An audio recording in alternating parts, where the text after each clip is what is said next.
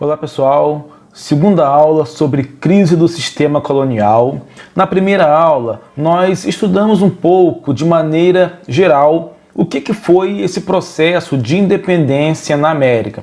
Estudamos os fatores internos e os fatores externos que cooperaram para esse movimento de emancipação política das colônias e hoje vamos entrar de fato analisando os processos separadamente de cada colônia que foi conseguindo a sua independência em relação às suas metrópoles. E vamos iniciar hoje estudando a independência dos Estados Unidos, processo também conhecido como independência das 13 colônias. As 13 colônias da América do Norte, em sua maioria, constituíam uma área um pouco diferente das demais colônias do antigo sistema colonial. Havia uma certa diferença entre as 13 colônias e o Brasil, por exemplo. Por quê? Porque a maioria dessas colônias constituíam colônias de povoamento e não de exploração. Essa é uma grande diferença entre as 13 colônias da América do Norte e as demais colônias do antigo sistema colonial. Elas eram colônias de povoamento e não de exploração.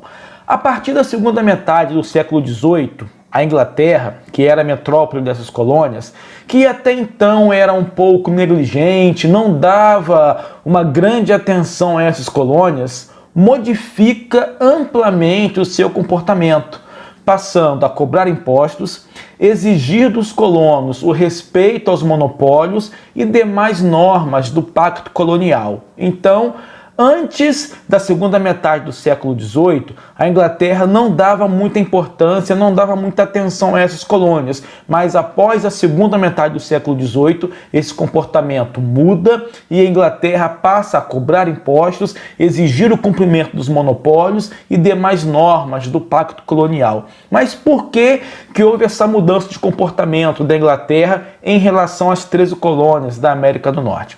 Essa mudança se explica em função da Guerra dos 7 Anos, que envolveu Inglaterra e França.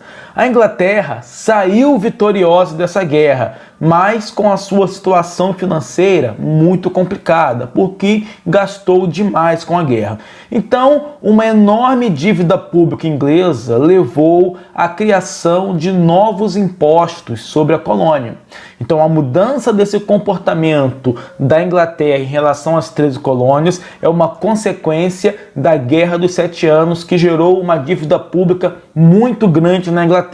Então, o governo inglês cria novos impostos para tentar melhorar a sua situação financeira.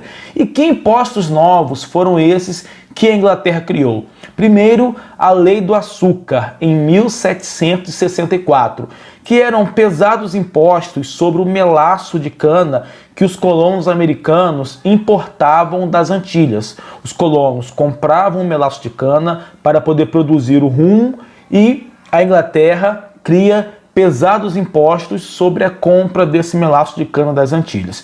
O segundo imposto foi a Lei do Selo, em 1775, que exigia a selagem de documentos, jornais e livros, e além de definir que sem o selo os documentos não teriam valor. Então, documentos, livros e jornais, para poderem circular dentro da colônia, deveriam ter um selo, e obviamente esse selo era pago ao governo inglês.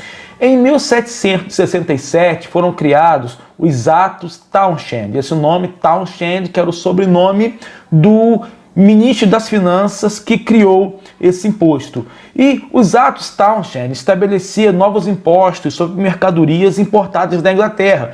Algumas mercadorias que os colonos americanos compravam dos ingleses passaram a ter novos impostos. Vidro, tinta, chumbo, ferro, chá e outras mercadorias.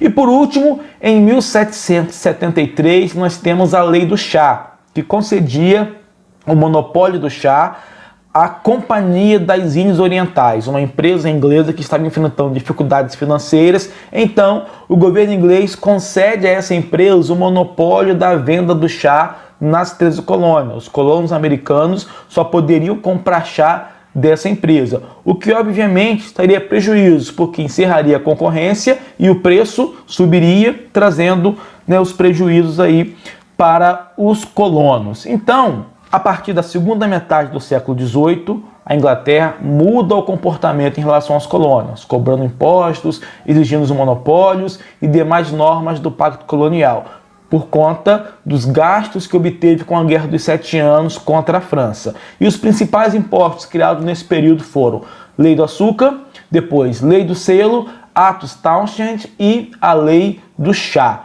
Obviamente, os colonos não aceitaram essas novas determinações e, a partir das reações coloniais, se inicia o processo de emancipação política e de independência dos Estados Unidos. E na semana que vem nós estudaremos a segunda parte desse processo, onde de fato acontece esse rompimento entre colônia e metrópole e os Estados Unidos se tornam um país independente. Então leia a apostila, faça um exercício e envie para mim na plataforma ou através de outros meios que temos utilizados também. Até semana que vem.